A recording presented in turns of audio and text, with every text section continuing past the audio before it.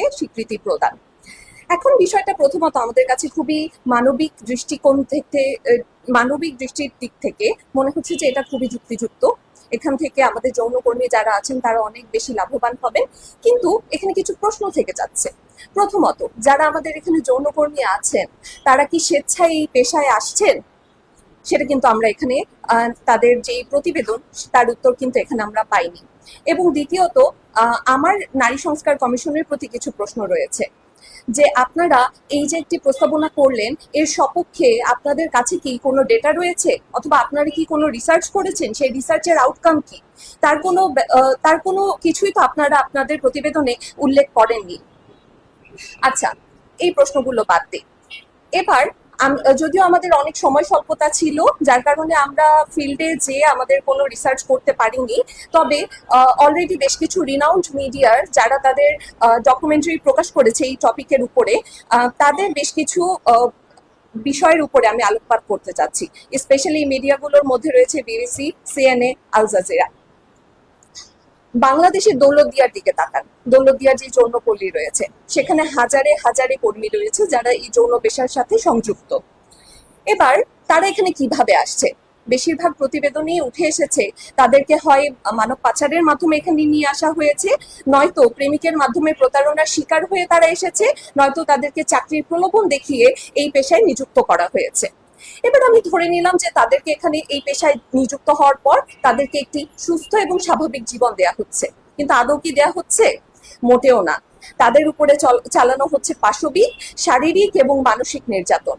প্রথমত আমরা যদি দেখি, তাদের এখানে যারা কিশোরী যারা আসছেন এবং শিশু বয়সে যারা আসছেন তাদের গড় বয়স থাকে 14-র কাছাকাছি। এবং এই শিশুদেরকে যাতে খুব দ্রুত এই পেশায় নিযুক্ত করা যায় এবং এই পেশার উপযুক্ত করে নেওয়া যায়, এজন্য তাদের শরীরে দেওয়া হচ্ছে স্টেরয়েড হরমোন, যাতে করে তাদেরকে মোটা তাজা করা যায়। মনে হচ্ছে সে যেন মানুষ নয়, সে যেন এক পশু। গরু মোটা তাজাকরণের এক অভিনব প্রক্রিয়া। এরপরে আমরা যদি তাকাই, তাদের উপরে আরো বিভিন্ন ধরনের শারীরিক নির্যাতনের খোঁজ আমরা পেয়ে থাকি। বিভিন্ন ধরনের ক্লায়েন্টের সামনে তাদেরকে জোরপূর্বক উপস্থাপন করা হয় এবং উপস্থাপনের পরে তাদের উপরে চলে শারীরিক বিভিন্ন ধরনের নির্যাতন। নিজের সম্মতির বিপরীতে যে তাদেরকে এই কাজগুলোতে লেগে থাকতে হচ্ছে, শুধুমাত্র তারা পরিস্থিতি শিকার বলে। কিন্তু এই পরিস্থিতি শিকারকেই আজকে তাদের পেশা হিসেবে তাদের উপরে এক প্রকার চাপিয়ে দেওয়া হচ্ছে। আচ্ছা, এই তো গেল আমাদের দেশের অবস্থা। এবার আমরা বাইরের দেশগুলোর দিকে তাকাই। বাইরে যেই সকল দেশে এই যে এই যৌন যেই পেশা এটাকে হচ্ছে স্বীকৃতি দেওয়া হয়েছে, স্পেশালি জার্মানি এবং নেদারল্যান্ডে, সেখানে কি অবস্থা? খুব মনে হয় যেন তাদের উন্নতি হয়েছে, মোটেও না। সেখানে এই ধরনের আইনের বৈধতা দেওয়ার পরে দেখা গিয়েছে সেখানে মানব পাচার বেড়ে গিয়েছে, সেখানে নারীর উপর সহিংসতা আগের থেকে বহু গুণে বেড়ে গিয়েছে এবং অন্যান্য অপরাধ কর্ম তো তার সাথে যুক্ত রয়েছে। তাহলে এবং তারা এখন দেখা যাচ্ছে যে এই আইনকে বাতিল করার জন্য উঠে পড়ে লেগেছে। পাশাপাশি যদি আমরা আরো দেখি, জার্মানির একজন সাংবাদিক বলছেন যে এই যে আইনের আড়ালে আইনের মাধ্যমে তাদের নারীর উপরে এই যে সহিংসতা সেটাকে একটা জাস্ট বৈধতা দেওয়া হচ্ছে, এ যেন এক আধুনিক দাসত্ব নারীর। তো দিন শেষে যেই জিনিস পশ্চিমা বিশ্ব ছুঁড়ে ফেলে দিচ্ছে, সেই জিনিস আমাদের এখানে নারী সংস্কার কমিশন কোনো রকম রিসার্চ ছাড়া, কোনো রকম ডেটা কালেকশন ছাড়া, কোনো রকম মতামত গ্রহণ ছাড়া তারা জাস্ট আমাদের উপরে চাপিয়ে দিতে চাচ্ছে।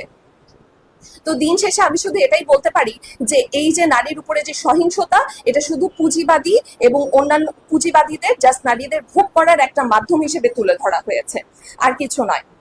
এবং পাশাপাশি আমরা যদি দেখি যে এটা নারীদের প্রতি যেই সহিংসতা এবং জুলুম হচ্ছে, যেই নারীদের প্রতি যেই শোষণ হচ্ছে, সেটাকে জাস্ট একটা পেশার নাম দিয়ে সেটাকে বৈধতা দেওয়া হচ্ছে, যেটার কোনো অর্থ আসলে থাকে না। আমি পরিশেষে একটা প্রশ্ন জাস্ট করে যেতে চাই।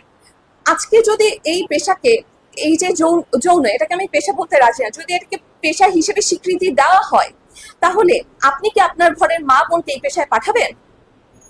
আর উল্টো ভাবে আমি যদি দেখি, আপনার পরিবারে আপনার স্বামী, আপনার ছেলে এই পেশা গ্রহণের